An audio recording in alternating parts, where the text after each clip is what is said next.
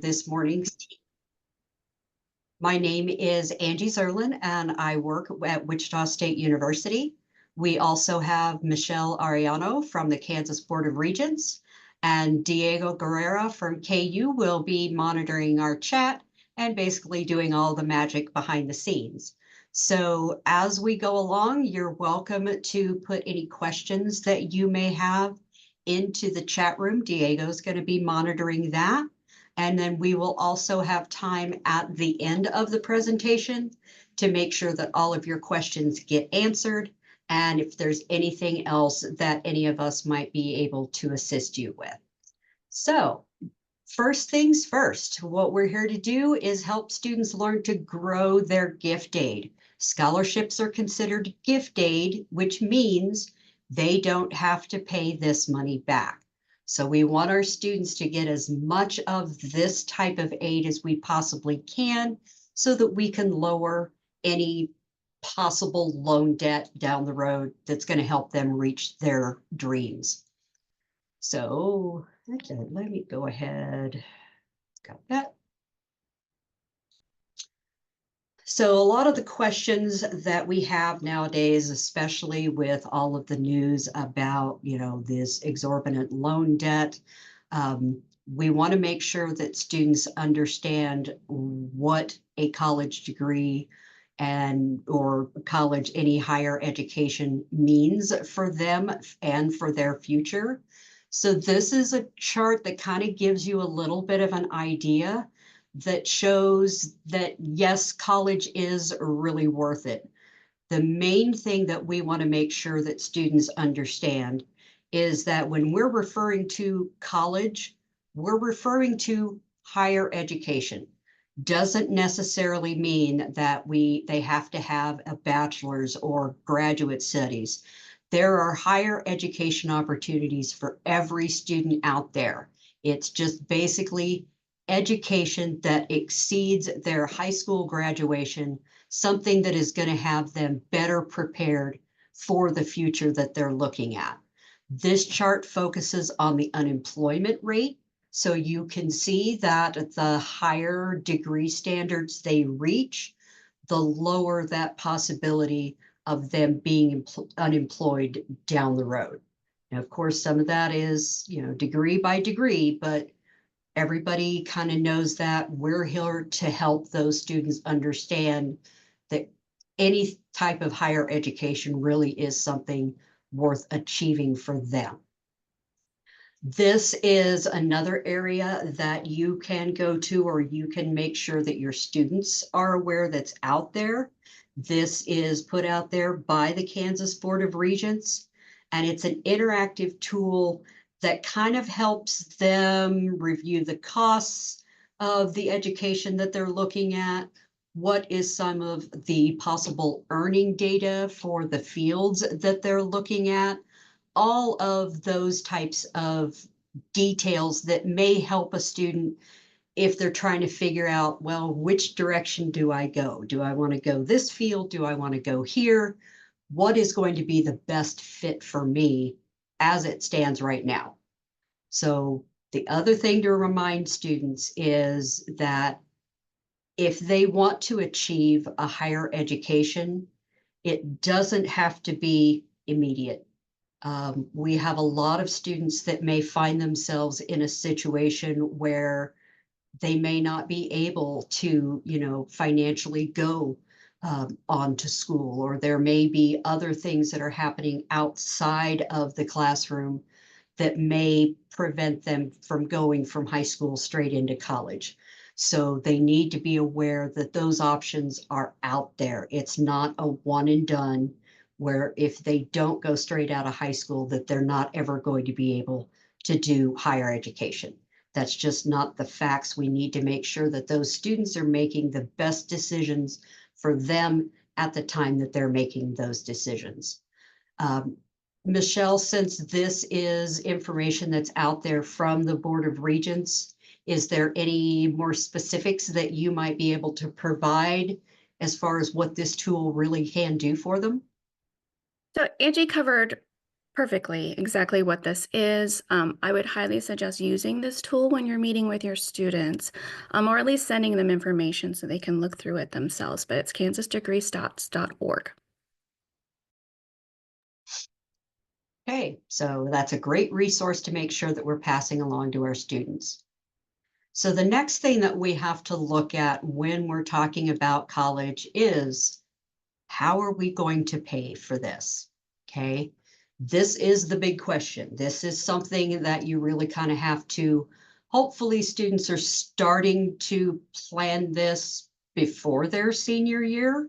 Hopefully, these are discussions that they've been having with their families over their high school years to kind of get an idea of what they want to do and how to best prepare for that.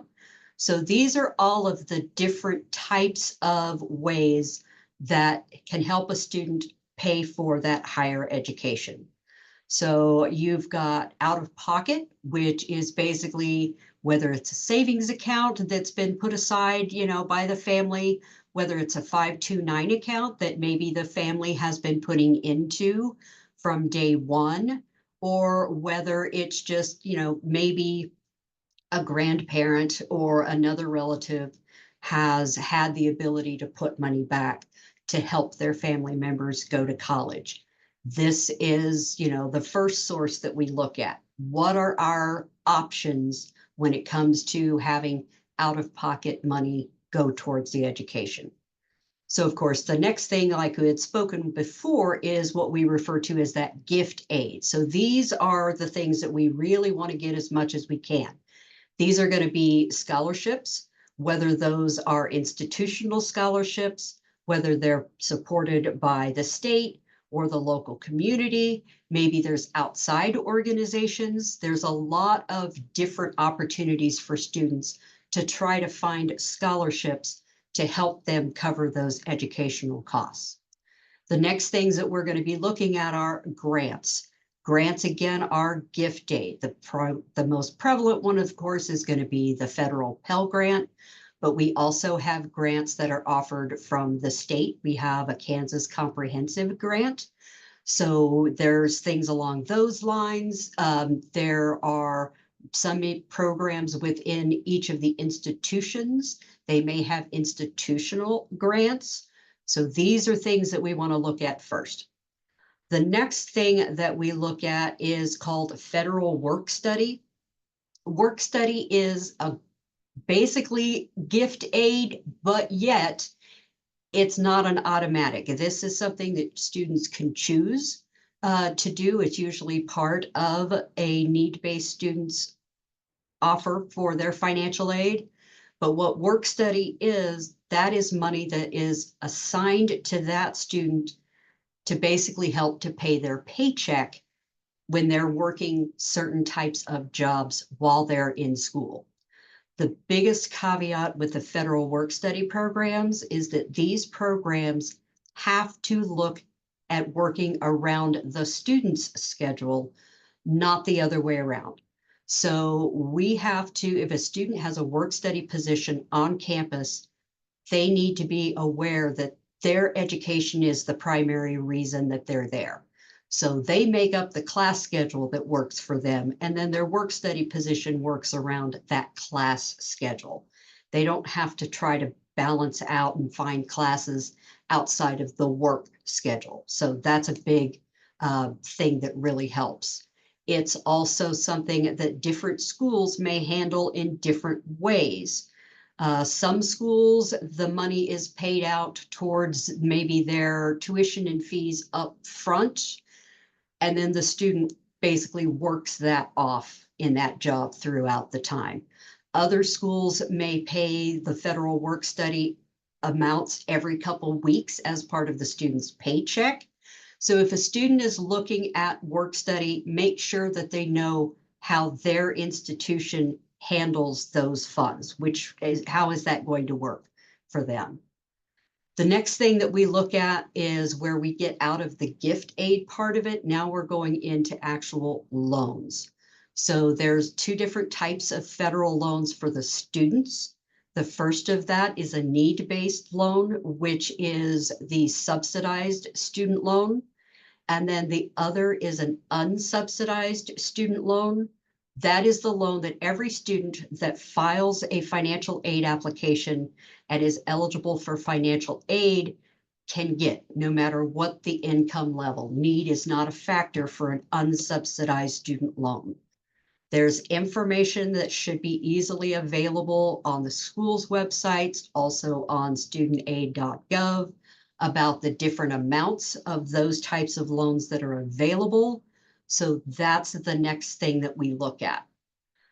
Unfortunately, in a lot of situations nowadays, those student loans and the amounts that they can receive for an academic year aren't going to cover their full cost of attendance or all of their college expenses for the year.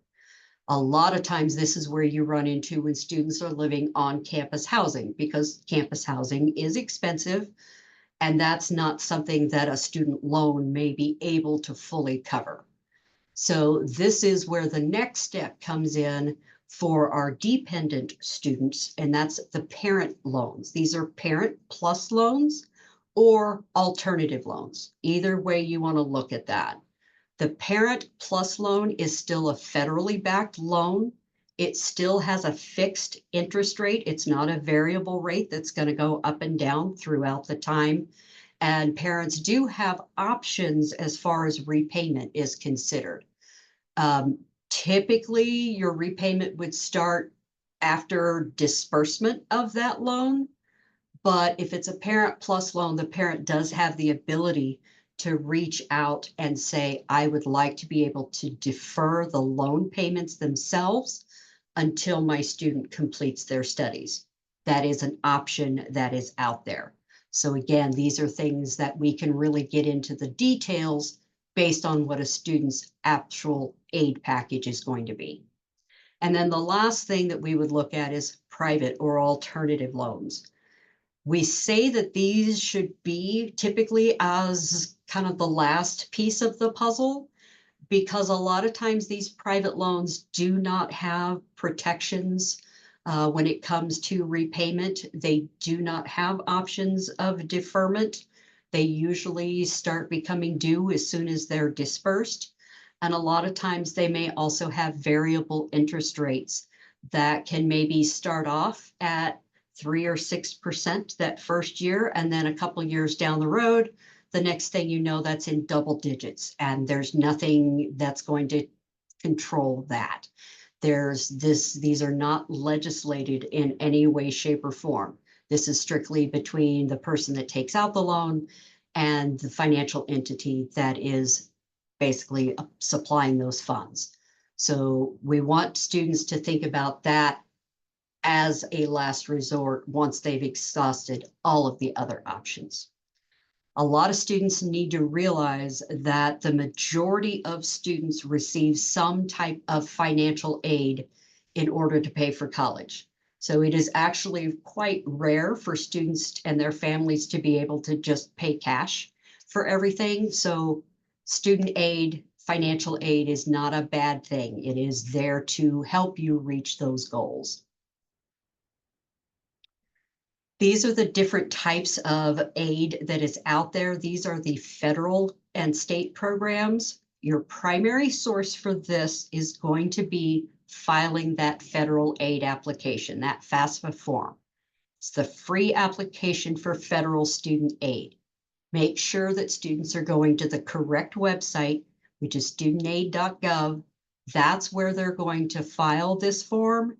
That's where they're going to be able to get all of the information on all of these different programs that are offered and how each one of them works. So the FAFSA for next year will come out in December. As it stands right now, they're still telling us December 1, so that's what we're gauging off of. But even if it's not exactly on the 1st, it will be out in December. So have some of those discussions now with those students, have them and their parents go ahead and get those FSA IDs if they don't have those yet. These are things that can be done to prepare for when that application actually becomes available. When we're looking at the primary sources of financial aid, Of course, the first one that we want to look at is Pell Grants. This is a federal grant program that is for need-based students. The parameters as far as who qualifies for Pell has now changed. That changed as of last year. So there have been a lot more students that are now eligible. And sometimes the amounts of their eligibility may be a little higher than in the past. So that's the first thing that we want to look at. The next federal program is the FSEOG. It's a grant that is a block grant. When I refer to something as a block grant, what I mean is that there is a set amount of money that each institution is given with these types of aid programs. And when that money's gone, it's gone. So these are the reasons that we need our students to file that federal aid application as soon as they possibly can. This is also a reason where for each of the schools that these students are interested in, make sure that they're aware of what that school's priority dates are when it comes to federal financial aid. To use Wichita State as an example, those students that we have that qualify for this FSEOG grant or the Kansas Comprehensive Grant, those funds go very quickly. We have no way of awarding every student that qualifies these funds. That money's just not there.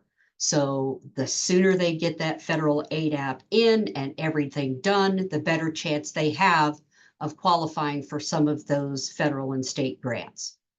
Next thing that we're going to look at is the scholarships part of it, and then the work study and the student loans, as we had discussed before.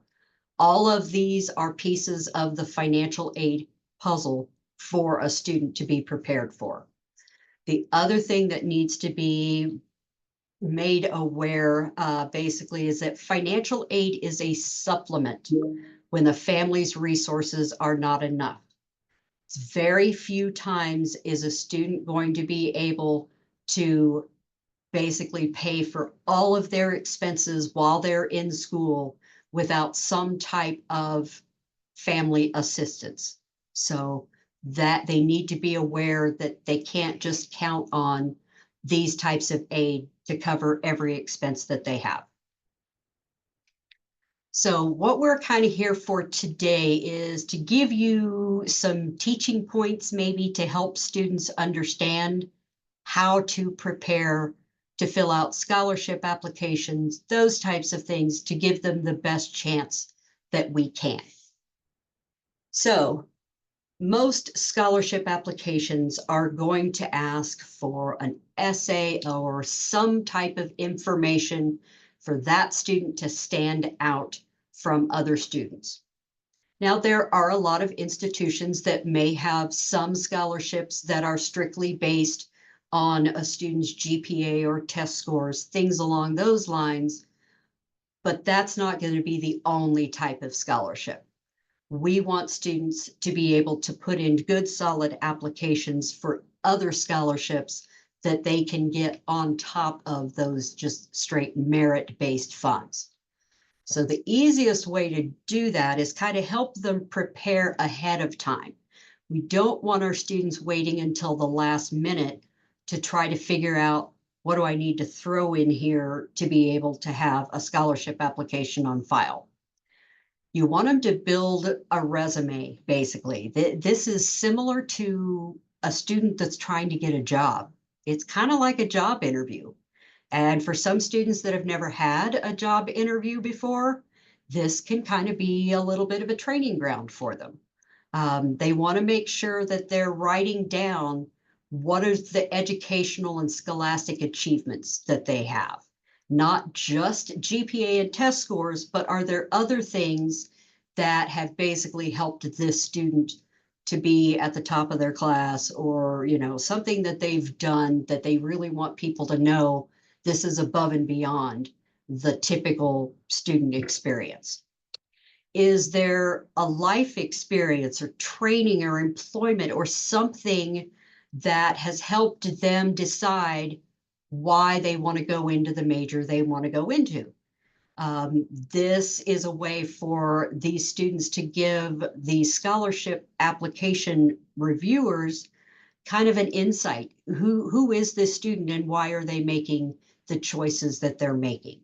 If there's specific training or specific jobs that they've had that can really help that student in the field that they're seeking, these are other pieces that we want to make sure that the scholarship committees are aware of. If they've received any honors, if they've received any types of awards during their high school years, if they're members of any certain types of organizations that may be of educational benefit to them. These are things that we want to make sure that they're writing down and have easy access to. We also want to make sure that any of those students that have been involved in leadership roles, whether that be in a school organization or in a community organization, when we can look at a student and see that this student hasn't necessarily just been a member of an organization, but they kind of took the lead on something. Doesn't mean that they have to be the president or vice president, that they don't have to necessarily have that type of a role, but maybe there was one program that they took charge of and put the committee together and did that. Those types of things are going to look really good on a scholarship application. You also want to have them write down what are their career ambitions? What is the ultimate goal that they're looking at? What's their dream job? What do they really want to see themselves doing? These are the things that let them kind of tell us, what are the steps that I'm wanting to go to? What is it that I really want to do when I'm done? There are some scholarships that may be geared toward specific types of things like this. So they need to make sure that that's included. You also want students to prepare to have like reference letters, or have maybe asked a few people if they would be willing to be a reference on a scholarship application. This is something that you want your students to be thinking about ahead of the game. The last thing that you want to do is to go to somebody a week before an application is due and say, I really need a letter of reference from you. Can you write that up for me? That's going to put that person in the spotlight. That's going to basically add stresses that shouldn't have to be there. If students truly have someone that they want to use as a reference, they should know that by now. So if it's an instructor, if it's someone else that's there at the school, or if it's somebody that they've worked with in an organization or at a job outside of school, have them go ahead and request those types of things now. It's like, would you be willing to do this for me? And when they have those, they can have that on file. So it's not a rush. It's something that's giving that person that's writing the letter plenty of time to really say what they want to say about that student. Just like anything else, don't wait till the last minute. These things should be put together beforehand. When we're getting into writing the essays or filling out these activities, these are things that might kind of help give some pointers to our students of what kind of information are the scholarship reviewers looking for. The self-evaluation part is a lot of times the hardest part for high school students. A lot of times they really don't stop and think, what is it that makes me who I am? What is it that leads me to behave the way that I do or be involved in the activities that I'm involved in? Is there something about me that makes me special compared to other students that may have everything else the same? So what I've done in the past is maybe have students write down, give them like, I don't know, Give them a minute, give them maybe 2 minutes. And it's like, okay, write down 5 things about you that are different than everybody else. A lot of times students really struggle to talk up about themselves, to have that opportunity to really brag about what makes them special. That's what we want these students to do in the essays that they're writing. If there is something that they are profoundly involved in, something that is very important to them, that may be something that they can also write about in these essays. For all of the years that I have read institutional scholarship forms, and I've been doing this for a while, I have read hundreds of thousands of applications. When a student is passionate about something, that passion comes across when they're writing about that thing. So whether that be what they want to do as their career or why they're involved in a certain organization or anything like that, when a student can talk about their passions, it comes across in the way they write because you can feel that. When a student is just doing the typical, my name is, I live, my hat, that stuff, that it comes across as bland because it is. But when you tell a student to talk about something that makes their face light up, their face lights up on that essay as well as it does in person. So tell students to be free to do those types of things. When we're reading an essay, what we're really trying to do is get to know who that student is without having the chance to sit down and talk with them face to face. So this essay needs to be a snapshot of who that student is. That's a way to kind of help them prepare what to think about how do I put me on paper. When it comes to the career goals, we don't want to just know what you want to study, but is there a reason why you want to study that? How is it that you're going to go about getting the degree that you need? Or how is it that you're going to reach that goal, that career goal that you have? What are the steps that you've already got in place to start doing that? What that does is it helps us see that a student is looking big picture. They're not just taking things year to year, day to day. This is a student that really is looking long term, and this is how I'm communicating my long term plans.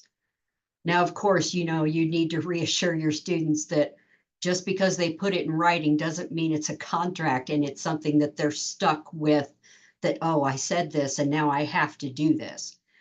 That's not what we're looking for in these types of things. We just want to see that that student has a big picture. Okay. Other things that help a lot, especially when it comes to putting together lists of activities or things that they've done, is to break things into different groups. Maybe have them separate their school activities and organizations. So if you've got school clubs that you're a part of, or sports, or any of those types of things that you do in the school, that can be separated out in a group all of its own, because that's how they've looked at that.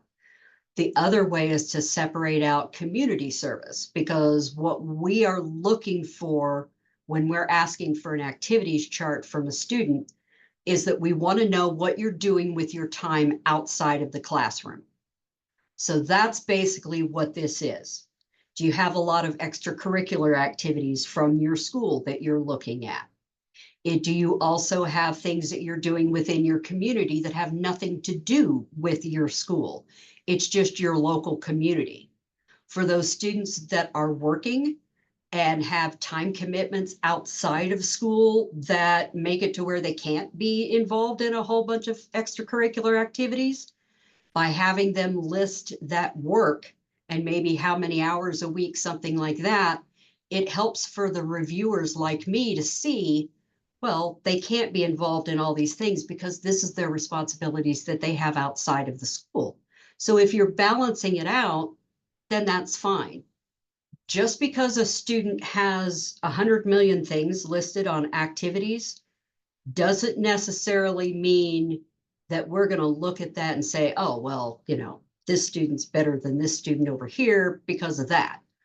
We don't necessarily look for numbers. We look at, like, how long were you involved in that thing? Uh, are you a type of student that, as of their senior year, all of a sudden they want to get involved in 50 million different organizations so that they can put it on a resume? We want to know how long you've been involved in it. Or we want to know if you've been working 20 hours a week on top of being a full-time student and everything that goes with that. Well, no wonder you're not able to do all of these other things because you have these responsibilities. That's what a balanced activities list is going to do for us. It's going to show us that balance that that student has. These are the different areas where we want our students to be looking when it comes to scholarships, okay? First things first, make sure that they're checking with the schools that they're interested in attending. Hopefully, by the time that they're seniors, they've got it weeded down to a top 5, if not a top 3, as far as institutions that they want to look at. Make sure that they're checking with the organization or with those schools to find out what are the deadline dates for their scholarships? What are the requirements? Do I need to put an application in, or is it strictly based on merit to begin with? How does this process work? Because scholarships are always going to be about a year ahead of everything else when it comes to college stuff. So your high school seniors right now hopefully have been or are currently looking at scholarship applications and the schools that they are looking at to make their comparisons and have what they need by the time spring rolls around. You also want to make sure that they're checking on this website for the Kansas Board of Regents. Any student that is a Kansas resident can look at those. There's lots of opportunities out there that have separate applications, and they don't want to miss the deadlines for those applications and those requirements as well. And Michelle's going to get into some of those here in just a second. Make sure that they're also checking with local organizations within your community, whether that be, maybe it's the Optimist Club, maybe it's the Elks or the VFI, the VFW. Sorry, had a brain blank in a minute. But those different types of things, a lot of times, depending on the area you are in, there may be local organizations that a student isn't aware of. Hopefully, the high schools may help them find those organizations. But if not, there's other ways that they can look at that. Make sure that they're checking with their employers and their parents' employers. Some employers do have scholarship programs for either their workers or for the dependents of those workers. Don't want to miss out on those opportunities. Of course, their high school counselors should be their primary point to really help them know so that they're not missing out on an opportunity that's out there. And there's web searches too, and we'll kind of touch on some safety things that go with that. But for right now, I'm going to go ahead and turn this over to Michelle, and she's going to talk to you about all of the different opportunities that the Kansas Board of Regents provides. All right. So, hello, everybody. So, the Kansas Board of Regents, or KBOR for short, is the governing board of the state's 6 universities and the statewide coordinating board for the state's 32 public higher education institutions. And that includes 19 community colleges and then, of course, the tech schools in Kansas. So the Kansas Board of Regents offers a wide range of different scholarships, and it's designed to make higher education accessible for the students across the state of Kansas. So we administer state financial aid programs, as you can see the list here, and these are governed and funded by appropriation through our Kansas legislature. So we at KBOR must follow the rules, the laws, and the regs associated with each of one of these awards. So these programs are subject to change every year. And it's every year that the legislature meets in the spring that things can be changed and decided upon. Things can also be canceled. As maybe many of you know, that the Ethnic Minority Scholarship was canceled this past year. So with over 20 scholarship opportunities, we also have dedicated advisors, financial aid advisors at KBOR to assist students, families through every single process of applying for our state programs. Our contact information is on our website and absolutely can help at any time, as well as for you if you have any questions on our programs, feel free to reach out. So we do have 4 categories of funding. The first one being scholarships and grants. So these funds are money given for students to go to school. It does not have to be paid back in any way. We also have service scholarships. So with these service scholarships, students get the money to finish their degree or apply towards their classes. But students do have a service requirement afterwards. So they either have to live and work in Kansas or both. Um, and if they don't, it turns into a student loan. So it is a service scholarship, but more of a forgivable loan. We also offer waivers, and then we do have scholarships for graduate programs as well. So I'm going to focus on a few of them in this talk today, but for our application, all of our state application for the programs are found online. We open the portal in January, and all scholarships have different deadlines, but those will all be published online in the first of the year. So for the scholarships and grants section, actually, if you can go back, Angie, I'm not quite done. So in the scholarships and grants section, the largest grant that we have in the state of Kansas is the Kansas Comprehensive Grant. So this funding is directly allocated to the 6 state institutions, which include Washburn University, as well as our independent private nonprofit institutions. There is not a separate application for the Kansas Comprehensive Grant. Students just have to file the FAFSA as well as apply to the university, usually earlier on in the year. And this funding requires students, like I said, to file the FAFSA, and it is need-based.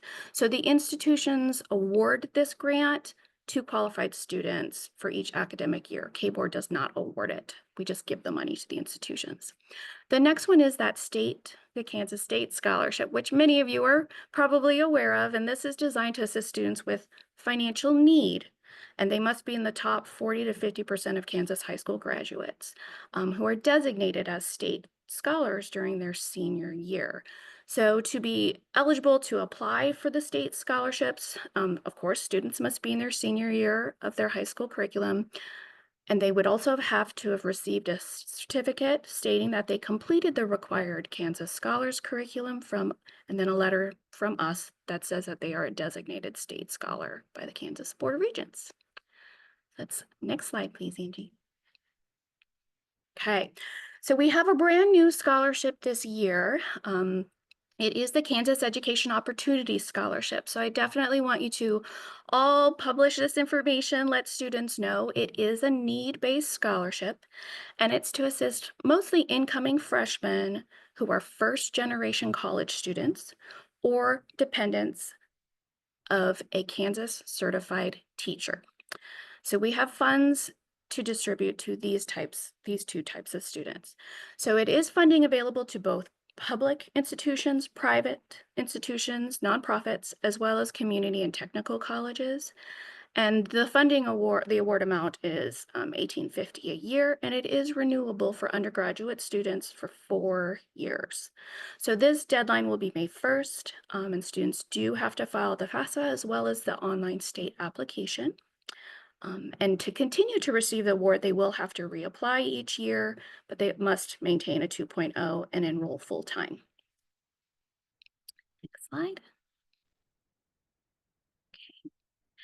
So the Kansas Promise Act Scholarship, this is one of our second largest scholarships, and this is to assist 2-year degrees or certificate programs in certain high-wage or critical need fields. So these, the list of eligible schools and programs are all on our website. There's a wide range of programs that students can go into. And For this one, the biggest part is they must be a Kansas resident and they must be a U.S. citizen. And they do have to file the FAFSA to check for eligibility in terms of who can get the award. So this is a need-based scholarship. If you could go to the next slide.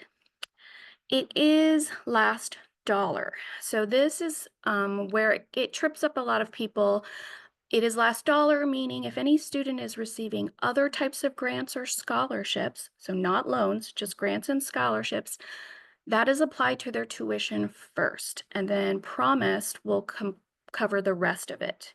It only will cover tuition required fees and required books and supplies. It will not cover housing, transportation costs, or personal expenses, other costs that would be in a student budget to go to school. The great part of this scholarship, though, is it has a maximum benefit of up to $20,000, or if a student can complete 68 hours, so whichever comes first. So we have had students who continue on, they get a certificate, they go to tech school, maybe they want to get another one right after that. They can up to 68 hours or up to that 20,000 limit. So students can renew this each year until they finish their degree or hit that maximum. They must maintain satisfactory academic progress in the classes for promise, meaning they need to have a good GPA, pass those courses, and complete them. They can enroll part-time. Part-time will be about 6 credit hours. And again, they have to file that FAFSA. So students for these it's called auto renew. So if they start on a promise program, they fill out the application. We go ahead and renew them if they haven't graduated for that program. So it's an easier step for students. They just continue to receive the funds, and the schools certify with us if they are still in the program. So students must complete this program within 36 months of the first scholarship. So it's continuous work too. We may approve breaks. They do have to petition with us if they do. And they must also enter an agreement with us. And the agreement for promise is that they must live and work in Kansas for 2 consecutive years after completing their program. They do not have to work in something that's tied to their degree. They can work at anything. They just have to live and work in Kansas for 2 years. And of course, with this one, because it is an agreement, it is a service requirement. Students must fulfill that requirement. If they do not, then it will turn into a loan and will require students to repay that fund. Okay. The next one that's been pretty popular is the Heroes Scholarship. So this is a tuition waiver. And this is a waiver for eligible dependents or spouses of deceased or disabled military personnel or public safety officers. And then there's also a portion of that which are anyone who's a dependent of a prisoner of war. So this is a tuition waiver and required fees at any public college in Kansas. So that includes the 6 state as well as any of the community colleges. And it's up to 10 semesters of undergraduate coursework. So they get their complete tuition and required fees waived if they qualify for the scholarship for up to 10 semesters. That's pretty generous. This does require an application. The application is online, and it does require specific documentation required to prove that they meet the requirements for this scholarship. Okay. And Angie, I think you're next.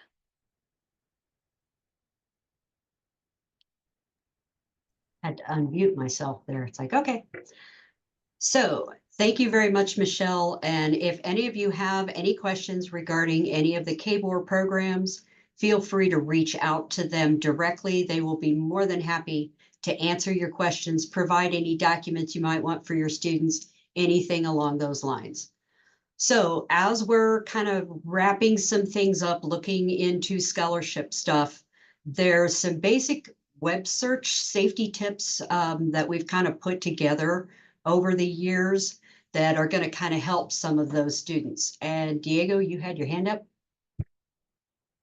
Nope. That's okay. Michelle just answered my question in the chat. Sorry, Angie. All right, not a problem. So the first thing, the most important thing is when students are going through and maybe using some different search engines or things that they're finding scholarships that are from outside sources outside of their schools, make sure that they truly are reading everything before they do any kind of submission for these.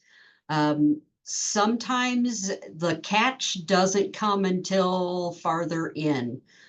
Over the years, I've seen some where you will start a process, you'll go through, you'll enter in all of this information, and then when you get to the very end of it, then it's all of a sudden it's like, okay, so in order to submit this, now you need to pay like 25 bucks or whatever. So it's like before they take all of that time, have them go through things and truly try to read. If there's anything in fine print, make sure that they're looking at what that fine print is saying. It's just general safety for just about anything that you're doing online. Other things that you can also do, and this is not a requirement, but it's something that can be helpful, is when you are looking at a scholarship that's being offered by a business or something along those lines, pull up the information on the Better Business Bureau. Sometimes students or organizations don't have to be listed there in order to be legit. So that's possible, but it kind of maybe gives you a little bit of insight into that company. You can tell if there's any kind of red flags or anything in the way they do business. It's just another avenue of kind of double checking before you really get into something.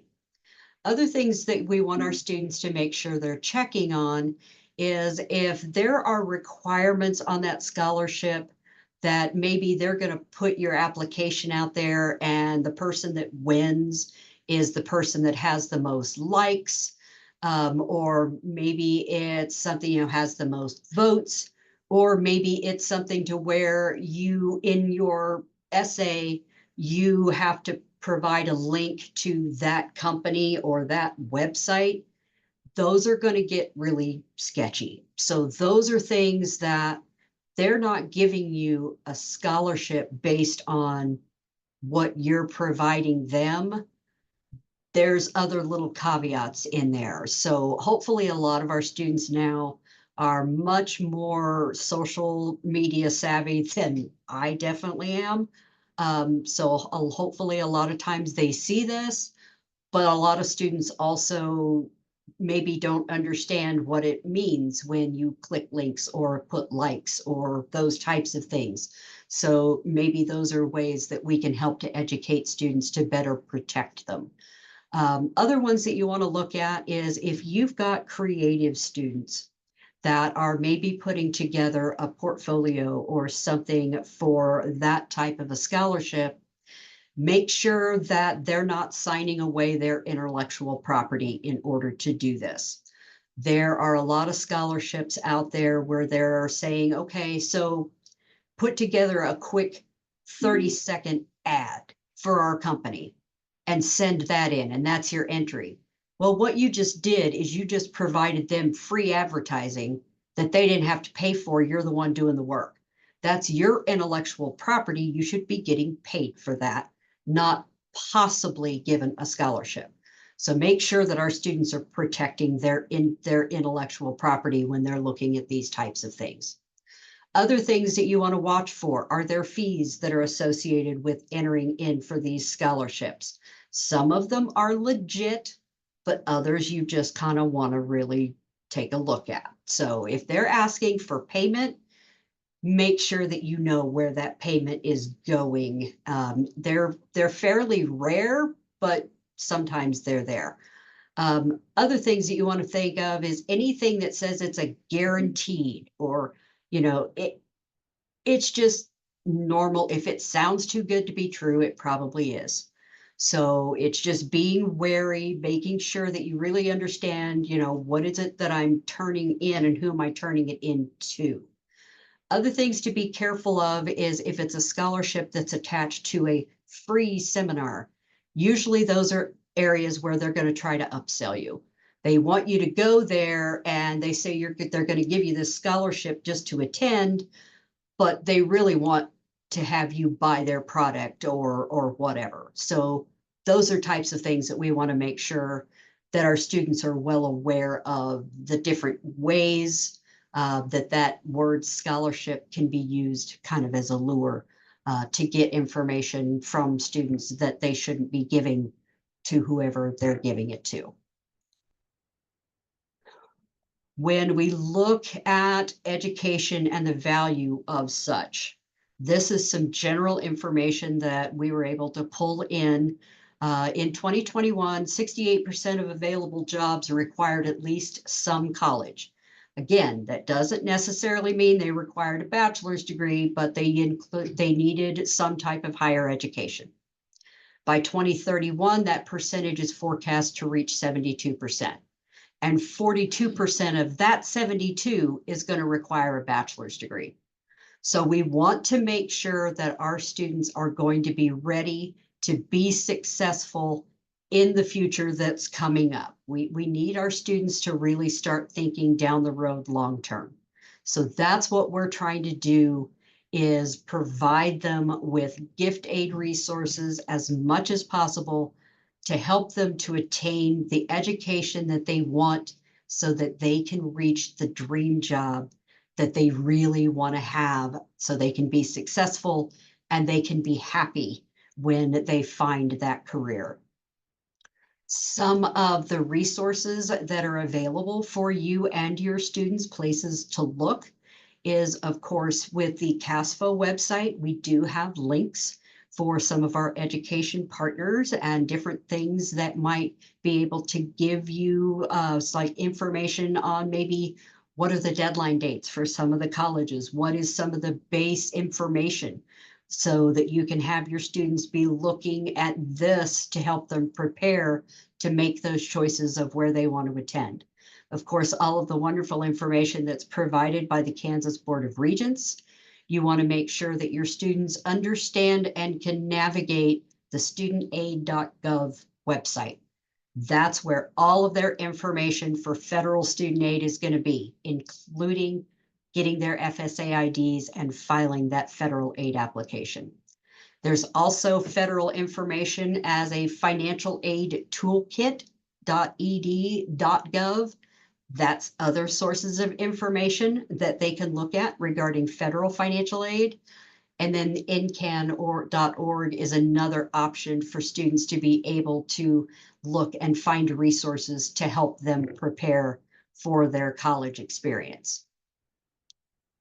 So that pretty much wraps up what we have to provide to you. We want to make sure that we've got, plenty of time. If there's any questions that anyone has over any programs that we discussed, or just, anything general, anything dealing with scholarships, we want to be here for you, provide you with as many tools as we possibly can that you can pass off to your students. So Diego, did we have anything that we may need to address that came up in the chat? No, so far it looks like we've answered every question on the chat. But if you haven't asked the question, now's your chance. So does anybody have anything for us? Anybody want to pick our brains for anything? We're here for you.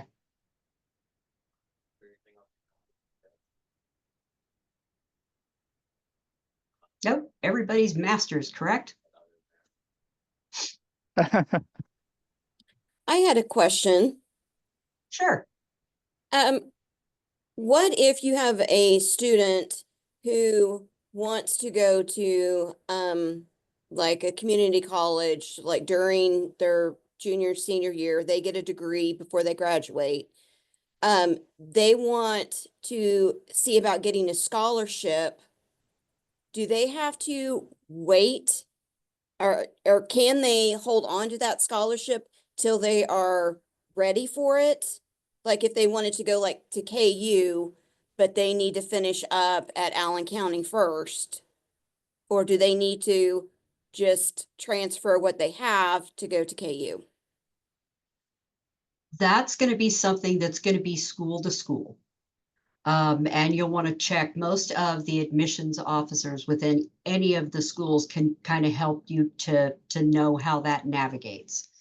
I know from Wichita State is we have a lot of times where we will have students that graduate directly out of high school, but yet they've already got an associate's degree because they were working, with a community college with concurrent enrollment.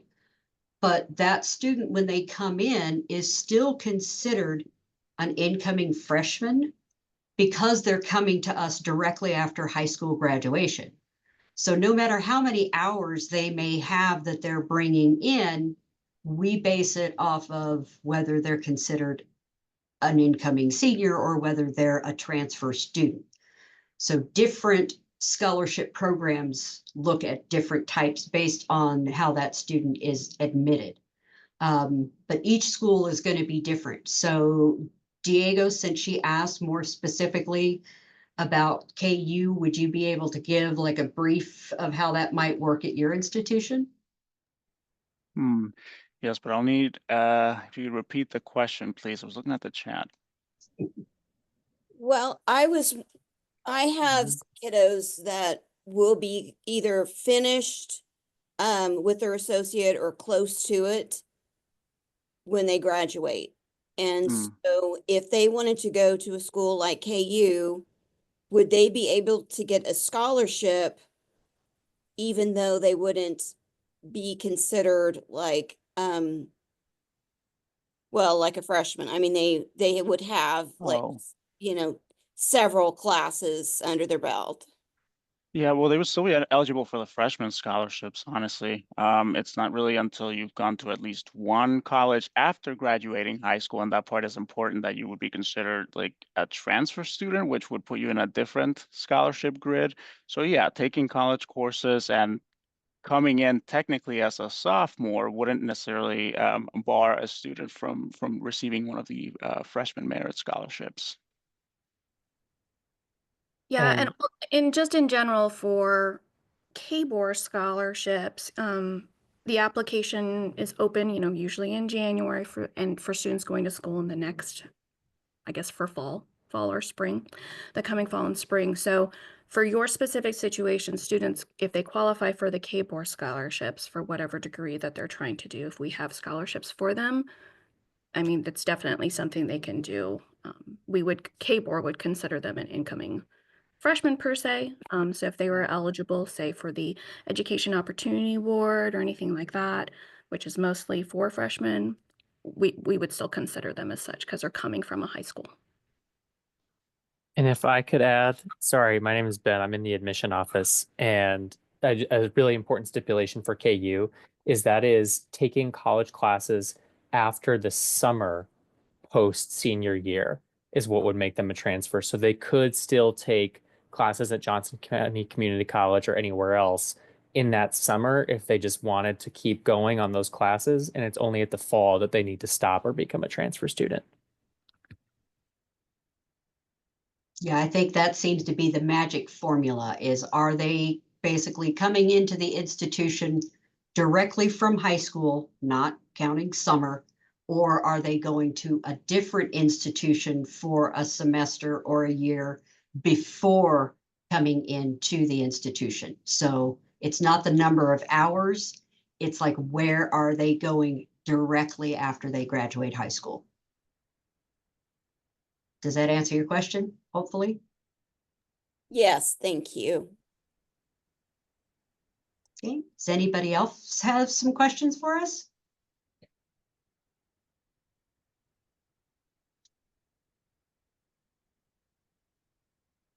We're all good? All right. Well, if nobody has any other questions, then we can go ahead and close this out. But just to let you know that this was recorded. So this recording should be available on the CASFA website under those resources here within the week or two. So if you need to be able to pull this back up to maybe pull up some of those references, or if there's things that you want to share with some of your students, that's going to be available to you. Of course, any questions that may come up afterwards, you're definitely welcome to reach out to any of us or through CASFA itself. And we can make sure that we're helping you out as much as possible. Diego, did you have anything else you needed to bring in for us? Just one follow-up actually from the chat. I don't know if you saw it from Lisa, right? If a student graduates early in December, can they take a spring or summer class at a post-secondary institution and still be considered an incoming freshman? I would say no, right? Well, If you that one, I think, graduated again, officially. yeah, it's going to be dependent on institution to institution. If they go somewhere else for that spring, then that could be your make or break. But if you've got a student that's an early grad, I know here at Wichita State, there's actually some additional documentation we have to consider them an early grad, to make sure that they're not being penalized, you know, for that semester that they either don't attend somewhere or they come to us like a semester early, however that needs to be.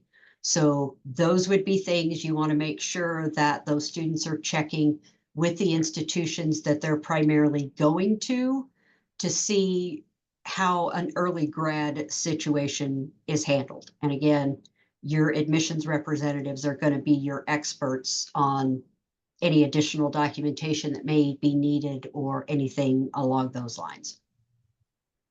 So, okay, so did I understand correctly that if they graduate in May, they can take a summer class, let's say at a community college, and still come in and still be eligible for freshman scholarships, basically? Correct. Yeah, we're not going to penalize them for taking a class over the summer. They Okay. just need to, if they're graduating in May and then starting college in February, whatever they do during that summer, in they're still August, an you incoming mean? freshman. What? Sorry, say that one more time. If they graduate in May and they're coming to the institution in fall, so in August or September, Okay, if they take other classes in the summer at a community college or something like that, we're not going to penalize them for continuing that. We still see them as coming directly out of high school. okay. It's just with that semester, that early semester graduation, that might be a little bit different. Right, and that's going to depend school to school of how they handle them. Like I said, I Okay. know Wichita State, there's additional documentation that we have to have for early grads. Okay. Okay. I'll tell them to check with that, but mostly I've just advised them to not take a class. And if they really want to take a class, they should just stay enrolled second semester. Well, but the other thing that you have to remember, and this is where it comes in that a lot of the scholarships are a year ahead of time. If they've already been admitted to that institution in like November now, and they're admitted for the fall, then they're admitted as an incoming freshman. So it would only be if something changed based on that school, if they look at a different semester. I know at Wichita State, we're not going to change them to a transfer because we've already got them admitted as an incoming freshman. But different schools are going to have different ways they code them. So this, you need to make sure that they're checking with the specific schools that they want to go to of how an early high school graduation is coded and if it is changed for that January semester. Okay, thank you.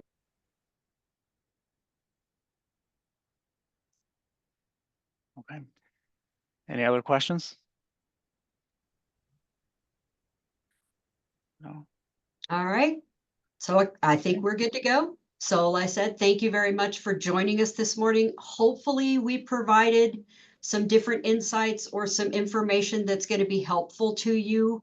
The presentation will be up here in a week or two that you can pull as a reference. And again, CASFA is here for all of you. So if you have any questions, don't hesitate to reach out for us.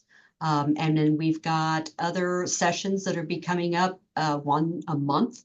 So keep an eye out for that. I'm drawing a blank. Michelle, do you know what the next one is? Or Diego, do you happen to know? I know we have It's, one in October, October's passed. October, November. The not next one is October, sorry. actually February. It's going to be financial aid offers and the cost of college. Okay. Yeah, That's the one. so now that we're getting ready to get ready for breaks, we decided to skip December. So in January's nuts for us. So keep an eye out for that so that you'll have that information. And thank you very much. Everybody have a great day. Hopefully everybody's had their opportunities to get your votes in. I don't care which direction you go, just make sure that your voice is heard. So good luck to everybody and have a wonderful day. Thank you. Thank you.